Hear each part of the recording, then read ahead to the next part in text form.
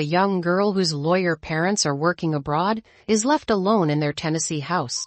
She finds solace in writing to cope with her solitude.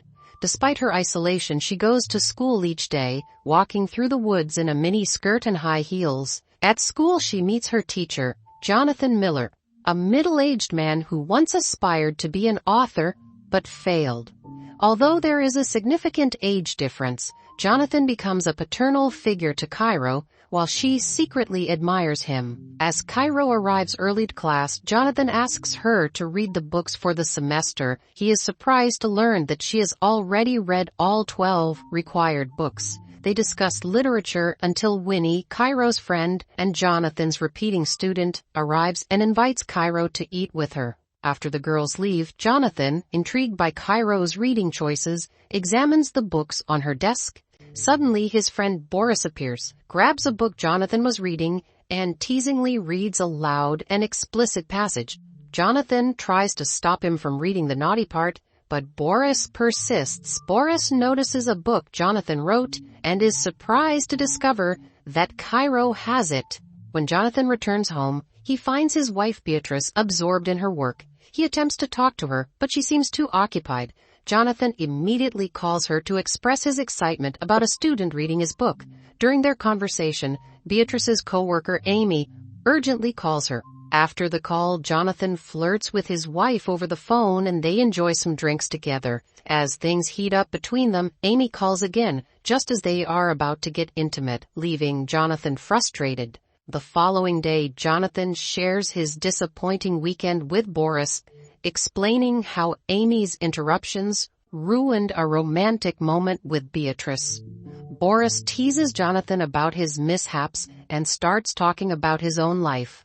While chatting, they notice Cairo coming out of the woods nearby. Jonathan, still irritated from the previous day, watches her as she approaches. Cairo, unaware of the tension, greets them cheerfully after removing her headphones.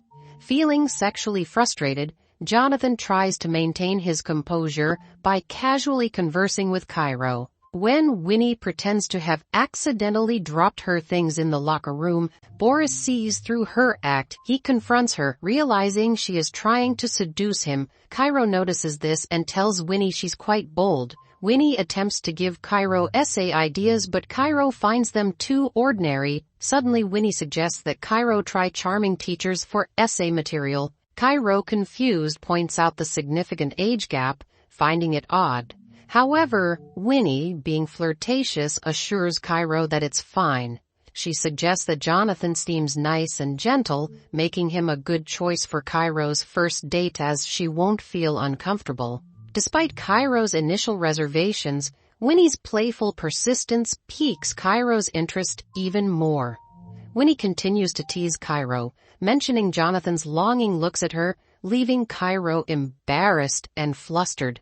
As time passes, Cairo's interest in sex intensifies. With her desire becoming overwhelming, she longs to fully experience it. In class, she often looks at Jonathan, indicating her attraction to him. One day, Jonathan quietly approaches her from behind and whispers for her to meet him in his office after class. In Jonathan's office, he talks with Boris and invites him to join him and his wife for dinner. Boris agrees, and they have a great time dancing before Boris leaves. Cairo happens to see Jonathan dancing, and after Boris's departure, Jonathan tries to imitate Boris's dance moves. They laugh together. They then discuss Winnie, with Jonathan expressing his approval of their friendship and continuing to talk about Cairo's living situation.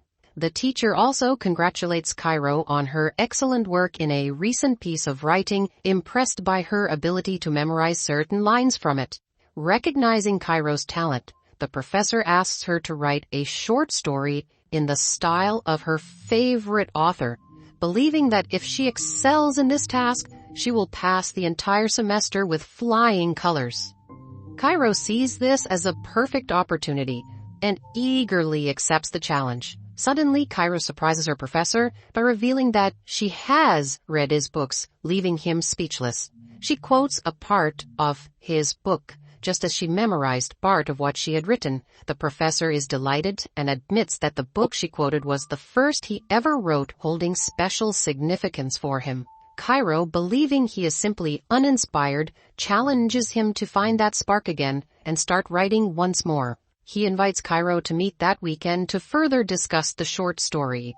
At the meeting spot, Jonathan surprises Cairo from behind. As they talk, Jonathan comments on how they've been honing their literary skills together for a while as a poet named Elliot performs. Cairo glances at Jonathan, who listens attentively. They later critique Elliot's poetry, sharing thoughts and opinions. As Cairo smokes, she offers Jonathan a cigarette, which he accepts. On a new school day, Cairo decides to change her appearance. She brings coffee to Boris and Miller, and they all seem more confident, joking around and sharing a cigarette. Cairo tells Winnie that even though the professor didn't say anything about her new look, she knows he liked it. Later, Cairo informs Miller that she wants to write her story like Henry Miller, a famous author known for writing about love and sex.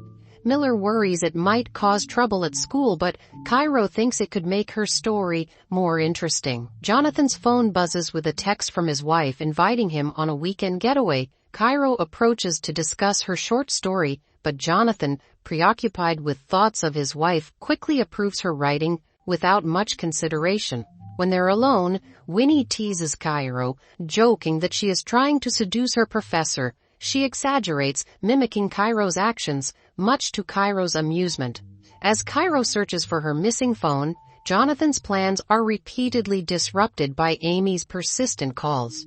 Surprised to hear Cairo's voice when his phone rings, Jonathan discovers that she accidentally placed her phone in his bag. While they talk, Jonathan's wife expresses frustration over their postponed weekend getaway. Jonathan volunteers to return Cairo's phone to her house and quickly agrees, despite the incoming rain. Upon arriving, Jonathan sees Cairo walking outside in a seductive dress in the rain. Their eyes meet, and Cairo approaches him in the pouring rain. Overwhelmed by passion, they embrace and share a passionate kiss. Days after their intense moment, Jonathan's thoughts are consumed by Cairo.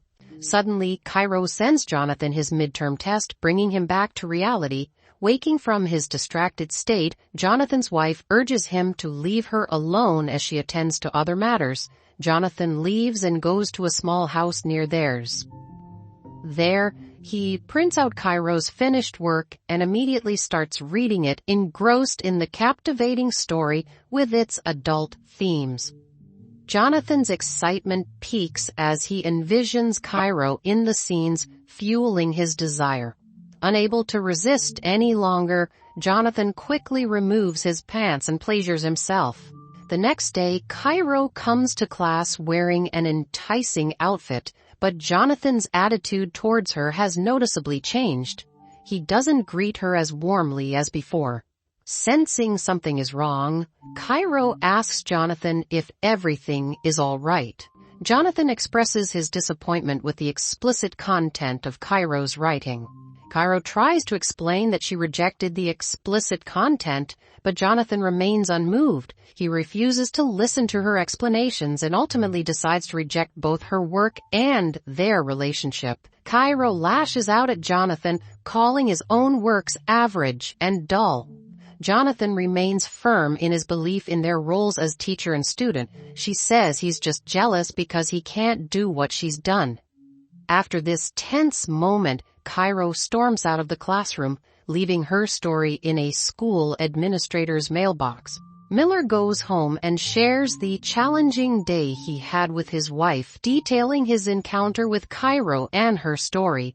His wife becomes intrigued by Cairo's writing, leading to a heated discussion between the couple that inadvertently involves Boris. Meanwhile, Cairo seeks comfort in a drink with her friend Winnie after facing rejection from Miller. As the evening progresses and the drinks flow, they jokingly decide to take compromising photos to tease Boris, adding humor to their night out.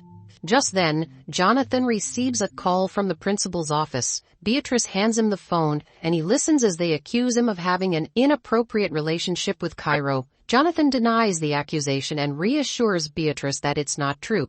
However, Beatrice warns him about the potential consequences, mentioning that he could lose both his job and his wife if the allegations are found to be true. The next day, Cairo is absent from class as she meets with the principal. Meanwhile, Jonathan continues teaching.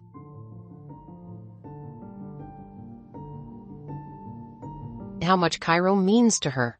Jonathan remains unaffected, unwilling to discuss the matter. As Cairo's plans unfold, the teacher is called to a meeting with the school management.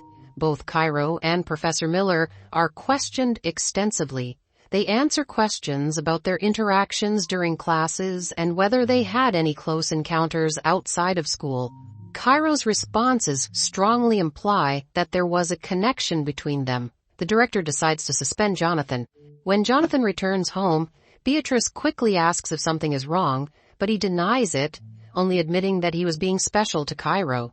Beatrice doesn't believe him until he confesses. This leads to a heated argument where they both say hurtful things to each other. Beatrice, furious, storms out, saying she wants a divorce. At the same time, Winnie tells Cairo that she could cause Jonathan to lose his job. However, Cairo considers this his greatest achievement and even includes it in his college essay. Cairo explains to Winnie that Jonathan did not think highly of her, so this was her way of getting back at him. Cairo's essay paints a vivid picture of the potential consequences of Jonathan's relationship with Cairo. When she finishes writing, the movie ends.